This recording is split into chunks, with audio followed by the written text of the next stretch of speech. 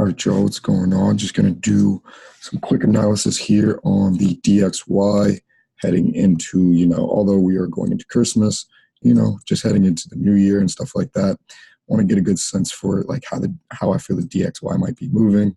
I say how I feel in the best way possible, in the nicest way possible, because ultimately it doesn't matter what I feel. The market does not care about how I feel, but it's just language, and honestly it's one of those things that I need to watch and start watching more of, is my language and how I approach trading and everything like that.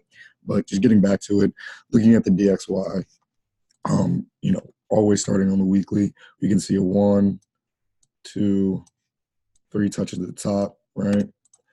And then you have your 1, 2, 3 touch to the bottom, right? Which we recently got, a couple weeks ago. And so, we're getting this overall ascending channel here. And now boiling down to the daily, just to get a better sense of how we got that third touch of the top and to get a better picture of the weekly. You see we're getting a nice, again, I'll just take this away.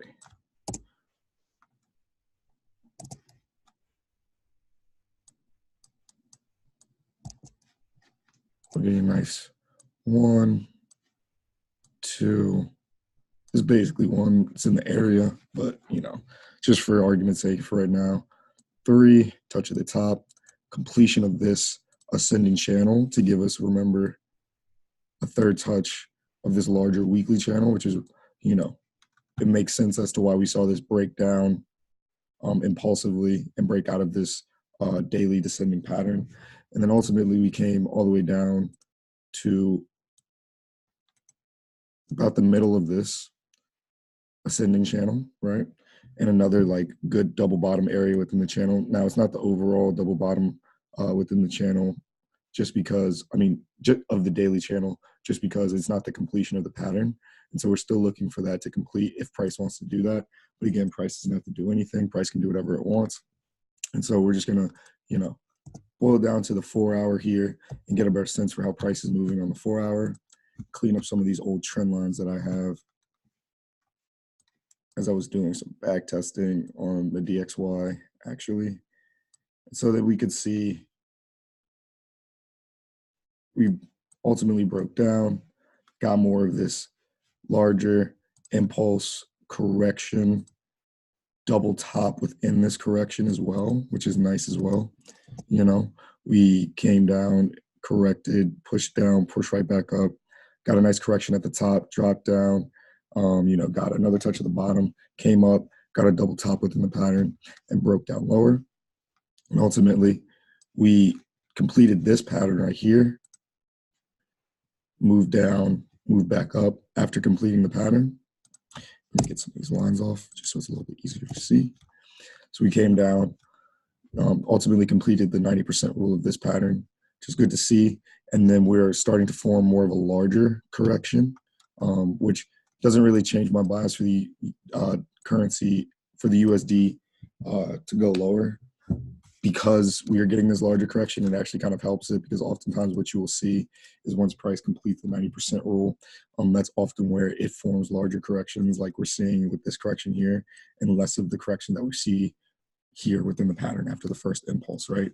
So you see this push down, correction, and then push down, correct on a hover on the channel, and then a breakdown lower, right? And so again, we got to the 90% rule of this pattern, and we are forming a larger correction at this point, and we're getting this double top within this area, right? And so ultimately, if we want to, I'm going to zoom out, actually.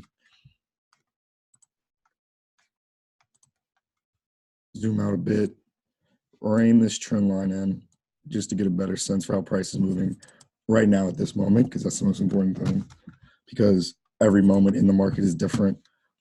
Because again, as I've said in previous videos, and we will continue to say, the market is just a conglomerate of all the traders in it at any moment in time. So no moment in the market will ever be the same as a previous moment. Literally December 24th 4th is not going to be the same as December 3rd.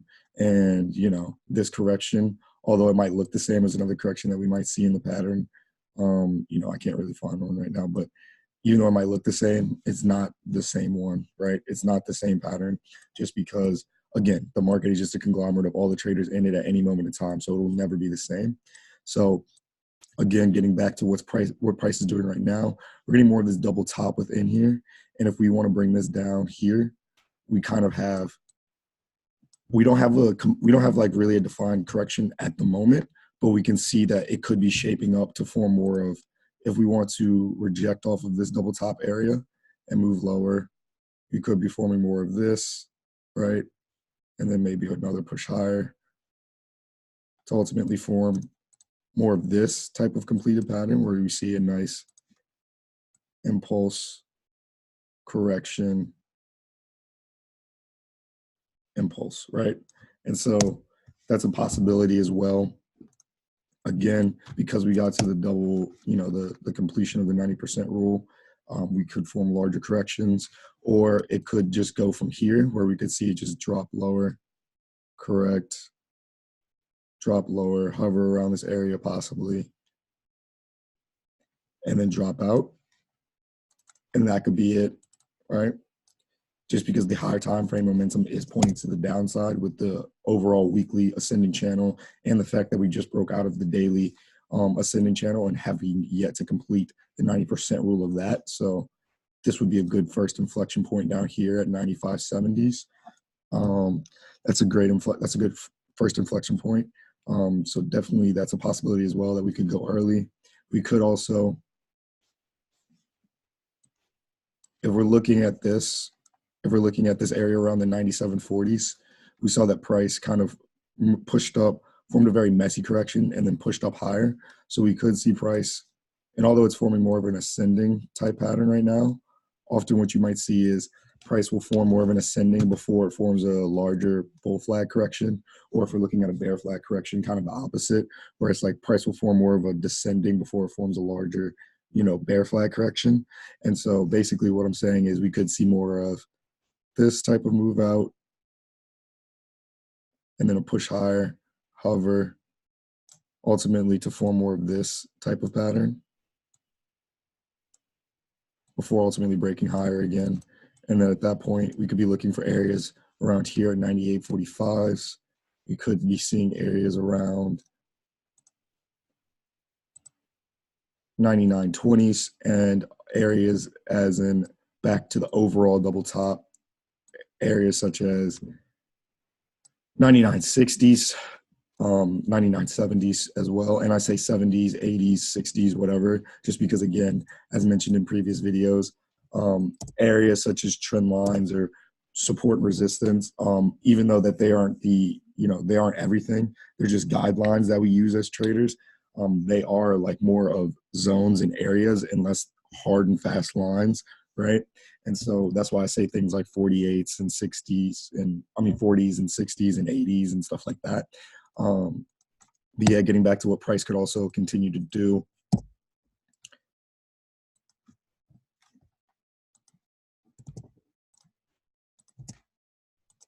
We could see price kind of just correct around this area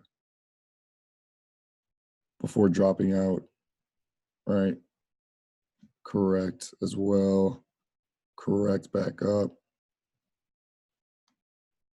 We could see a correction all the way back up to here to around 98.40s, because this is an area of liquidity, right? Especially with this wick and the way that price dropped out of this area. If we're looking at it, this is an area of liquidity, an area that sellers were willing to step in from and take price lower. So we could see price come down all the way, go back up, trickle all the way back up to an area like this to form more of this type of larger pattern, or at this point we'll be having something like this, right? And this type of larger pattern as well with the bottom.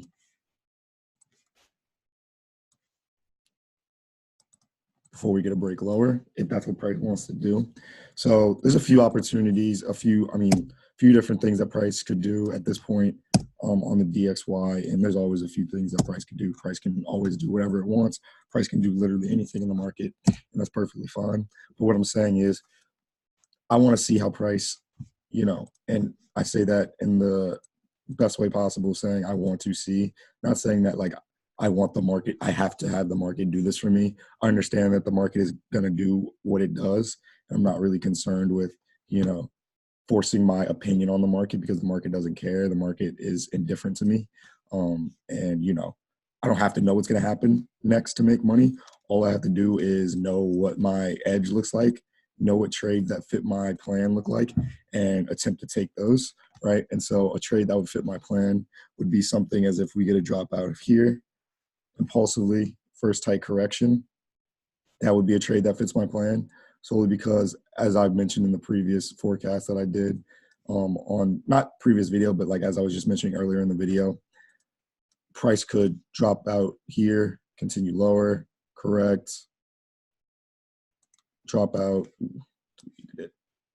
drop out here, correct, drop out, hover, and this could be when price goes, right? And it ultimately drops. So that would be, definitely one that I would be looking, to get entered on. And this would have like, some say and, possibly affect the Euro USD trade that I'm in. So it's definitely something that I'm going to be on the ball for, because if price wants to drop out on the USD, then that means that the Euro USD is going to likely go higher, as long as the Euro isn't depreciating along with the USD, so we'll see what happens. You definitely have to take price on its own merit, but there's a few things that could happen at this point with the dollar currency index. And so I want to see how price ultimately moves away from this area, if it wants to correct and then move out impulsively, or then start correcting possibly and form maybe a larger flag before we get another push higher and then push out, right? That's a possibility. So there's a few different possibilities on the dollar currency index, as I was just talking about when we were doing the forecasting on the 4 hour. Going to be on the ball with that again, because that could possibly have some say in the trade that I'm currently in Euro USD, which is still running right now, still running in profit, still have 1% locked in, which is good, just for the psychology and everything like that. So I can like just be open to all opportunities that are within the market. And that's part of the reason why I've liked the Falcon strategy so much, is because I'm able to, do things like lock in profit or move my stops to break even. And then at that point, like, you always try to teach yourself not to worry about the losses, but it's hard to say, especially when you're trading real money and trading live, which I am. So it's like you're always going to be emotionally attached to money, because we're not robots. And so because of that, like doing things like rolling stops to break even, or rolling stops to, certain types of take profit areas and everything like that, allows me to stay more open and more neutral with my forecasting and my analysis of the market. And ultimately, it's easier for me to teach myself to stay neutral in the market, right? And so this has been like a quick breakdown on the dollar currency index, and some possible scenarios for what could play out next, and some possible areas to look out for. We hope you enjoyed it. This is again just something that we do to document our journey, to be able to see our own progression in our trading and see how we've grown, throughout the year and everything like that, or throughout the years. And like just be able to look back and say, hey man, like look how much better you are at doing that, or how you so much better are you taking entries, management, everything. So again, this is just something we do to document our journey. But then on top of that, if there's anybody out there who doesn't really know about Forex or anything like that, this could possibly provide some value to them, and we hope to do that as well. So again, if you like it, please subscribe, like it. If you're feeling extra generous, share with your friends. Also check out our podcast at the Traders Corner on SoundCloud and on Apple Podcasts as well. We also are on Instagram at traders.corner, and we also have a website coming out soon. So hope you enjoyed it. Hope it provides some value. Yeah. Have a great holiday. Have a great Christmas if you celebrate. If you don't celebrate, have a great holiday season for whatever you celebrate. If you don't celebrate the holidays, just be easy. You know what I'm saying? Stay up, all that good stuff.